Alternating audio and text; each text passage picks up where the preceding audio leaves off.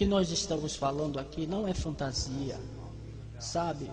Você cresce a maior parte de sua vida assistindo a televisão e você apenas pensa que todas essas coisas são fantasia. Mary Catherine Baxter, você olharia a câmera e diria às pessoas quão é real o inferno? O inferno é muito, muito real. Não há escape quando você chega lá. Você é entregue aos seus atormentadores. Enquanto você está na terra, você precisa se arrepender e voltar-se para Deus. Mas quando você está lá embaixo, você clama por misericórdia e não há misericórdia. Aqueles demônios do inferno são tão malignos, eles vão até mesmo tocá-lo, como eu disse, com milhares de lâminas através de seu corpo, e também há vermes carregados nos seus ossos. E como está em Ezequiel sobre os vermes, e os clamores dos mortos, Cid, são tão terríveis, eles gemem, eles lamentam, desejando que tivessem ouvido a um pregador, que tivessem lido a Bíblia, desejando que tivessem dado a sua vida ao Senhor Jesus, e então não estariam neste lugar.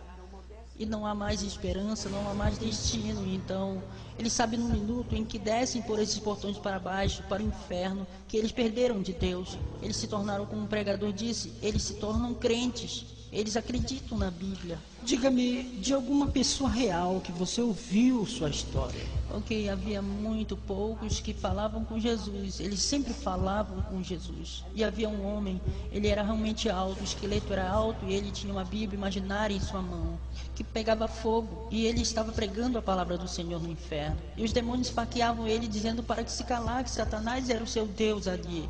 Eu comecei a ouvi-lo e me voltei-me para Jesus, e Jesus estava em forma humana, Cid. A propósito, ele sempre está em forma humana. Ele realmente chorou no inferno. Lágrimas escorreram em sua face e... Porque pelo meu entendimento, e lendo as escrituras, o inferno não foi para os humanos. Isso, é isso. Foi feito para demônios e o diabo. Isso. Então você está dizendo, sabe, eles dizem que Deus pode fazer tudo. Mas, uma vez que alguém acabou no inferno, ele não pode tirá-los de lá. Bem, é por isso que Cristo estava chorando. Eu derramei o meu sangue para que ele não viesse para cá. E sabe, Deus é um Deus justo. Ele tem que julgar com justiça. Então o que você os ouvia dizer? Esse homem estava falando, ok? Pregando. E Cristo disse, paz, aquieta-te, velho homem. E ele virou toda a sua carcaça para o Senhor e falou, Senhor, eu me arrependo agora a ti. Eu te farei a coisa certa agora. Senhor, se tu apenas me deixar sair do inferno, devolve o meu corpo. Eu sei que tu podes fazer isso. Eu não mentirei mais, ele disse, eu não roubarei mais a igreja. Eu era pregador da sua palavra e o pecado entrou em meu coração. Eu rendi minha vida ao diabo e eu comprometi você. Eu fiz coisas mais. Ele disse, Senhor, eu já estou aqui há muitos anos e não posso morrer. Ele estava muito, ele foi julgado e queimado no inferno. Conte-me de outra pessoa. Ok, havia outra pessoa, havia algo com um dos lados do ventre do inferno. Sabe, o ventre do inferno é de 3 km de diâmetro e 27 km de altura. Havia um monte de pessoas gemendo, gritando. Era esqueletos, e um homem em particular estava gritando. E nós chegamos a ele e Cristo disse, paz, aquieta-te. E ele estava no inferno, ele tinha forma de esqueleto e tinha sangue de verdade em suas mãos. Jesus disse, o sangue muito está em suas mãos, porque ele costumava servir ao Senhor, ele costumava ensinar sobre o Espírito Santo, ele tinha o Espírito Santo, e então ele parou de ensinar, e o Espírito Santo deixou por causa do seu pecado, Cid. O homem começou a pecar contra Deus, servindo a Deus. Ele estava servindo a Deus como Ezequiel. Sabe, os justos, sabe, se você vê a espada vindo, você deve alertar o povo, mas ele não faria isso. Ele estava comprometido, ele queria mais dinheiro do que os mandamentos de Deus. Ele e Jesus conversaram. Ele disse, quando você começou a abrir seminários contra o Espírito Santo, foi quando o julgamento veio sobre ele. Ele disse, se você tivesse, você não estaria aqui, se tivesse se arrependido. A boa notícia é que você continua vivo. E pode decidir onde vai ficar para sempre. Não vá embora. Eu quero descobrir sobre sua viagem de 10 para o céu.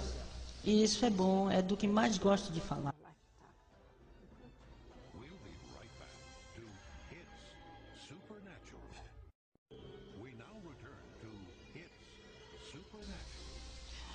Olá, é Cid Roach aqui com Mary Catherine Baxter. Estávamos falando sobre suas 30 noites Cada noite Jesus levou a guiada em uma viagem no inferno. E uma das coisas que eu acho fascinante é todo o assunto sobre o sangue do Messias. Mas isso foi traduzido no inferno? Fala-me sobre isso. Jesus insistiu sobre o seu sangue para essas almas que estavam perdidas. Ele dizia, se você ao menos tivesse acreditado no Evangelho, se você ao menos acreditasse que meu sangue foi derramado para lavar cada pecado que você já cometeu, eu teria feito. Se você apenas tivesse arrependido e me chamado, ele insistiu nisso por todo o inferno. Ele queria dizer exatamente o que ele disse, que o seu sangue foi derramado no Calvário. Se acreditássemos que ele é o Filho de Deus e que veio para levar os nossos pecados, ele enfatizou isso. Ele disse, você não estaria no inferno. Diga-me, infelizmente, a maioria das pessoas que não terminaram suas vidas, elas estão me ouvindo agora mesmo. Não entendem quão poderoso o sangue do Rei dos Judeus. Aleluia. Do Messias de Israel, do Yeshua, Jesus. E vocês estão zombando agora mesmo. Você não vai rir por último. Você não vai zombar. Você não vai, não zombe. Mary Catherine Baxter, diga-me um exemplo de quando você clamou o sangue de Jesus, ou diga-me algo sobre o sangue de Jesus. Eu estava orando por essas pessoas que estavam sufocando, de verdade, sufocando. Eu fui e coloquei as mãos sobre eles e clamei o sangue de Jesus. Eu acreditei na aliança com Jesus Cristo. E quando começamos a orar, tudo aquilo imediatamente saiu, porque era um espírito que estava os atacando. E a outra criança que tinha uma febre alta, e nós a cobrimos com a oração e o sangue de Jesus. E o Espírito, o poder de Deus veio sobre mim e repreendi isso. Se pudéssemos ver no mundo invisível, então, quando clamamos o sangue, tudo que o sangue tem realizado, quando você diz que realmente acontece, o que você quer dizer? Ok, nós estávamos em uma igreja, Cid, onde anjos se posicionaram quando oramos. Cantamos a canção A Linha do Sangue. Enquanto cantávamos, eu vi uma fila de anjos em pé, segurando uma grande linha do sangue. Era chamado de Linha do Sangue. Ao redor das pessoas, e na hora que invocamos o sangue, eu vi um escudo vermelho descendo sobre as pessoas. E começaram a ser curados, e começaram a ser libertos. E se havia um câncer em seu corpo, às vezes Deus me deixa vê-lo. O vermelho ia na mancha escura e queimando o câncer. Agora eu lhe prometi que descobriríamos sobre o céu. Então, por 30 noites ela foi para o inferno. Mas nas próximas 10 noites ela foi ao céu. E eu tenho que lhe fazer uma pergunta. Ok. As pessoas jovens permanecem jovens como crianças pequenas quando chegam ao céu? Ou eles crescem? Eles crescem. Dê-me um exemplo. Ok. As crianças crescem no céu até a idade da maturidade. Elas são chamadas de inocentes, ok? E a outra escritura cite, deixem vir a mim as criancinhas, porque das tais é o reino de Deus. E elas vão à escola no céu. Elas são ensinadas pelos remidos e são ensinadas por anjos. Você viu alguma criança no céu? Sim. Que você conhecia? Não que eu conhecia, mas eu vi muitas pessoas. E a respeito dos adultos que morrem com uns 90 anos? Eles morrem e vão para o céu, eles são decrépitos ou estão andando como bengala? Oh, não, Cid, não. Deus lhe dá um corpo glorificado, um corpo novinho em folha. E eles geralmente parecem ter 33 anos de idade. Quando eles têm 100 anos e os anjos descem e os levam diante de Deus, eles aparentam 33 anos de idade. Como a música se parece no céu? São diferentes louvores, diferentes tipos e níveis de música. Havia um piano de 12 metros de diâmetro. Havia um trompete com 35 metros de comprimento e diferentes tipos da música agora, como nós temos a banda italiana na Bíblia. Na verdade, eu vi pessoas dançando e girando a um som como de música italiana. Havia música judaica no céu também, todos os tipos de música mesmo.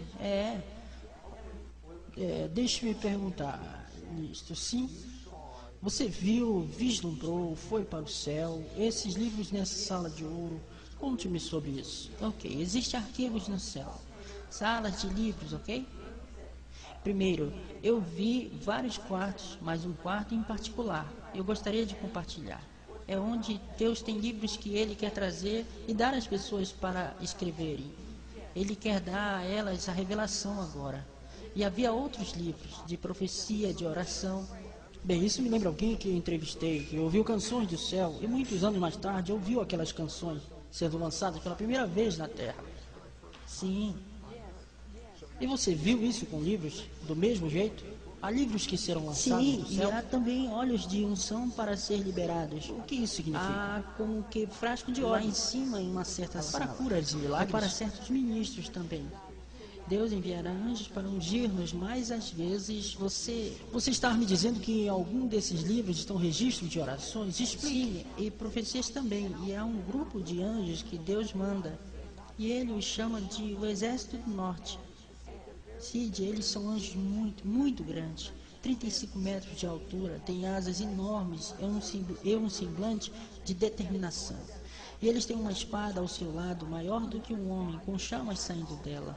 E os cavalos em que estão montados são tão altos e têm 1 quilômetro de comprimento. Quando as orações dos santos chegam a Deus para a sala de registros, eles vão diante do trono.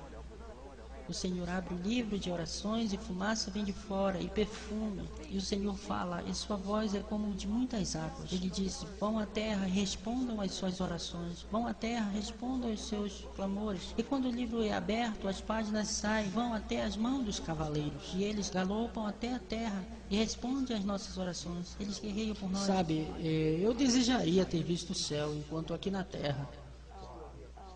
Eu não quero ver o inferno, jamais.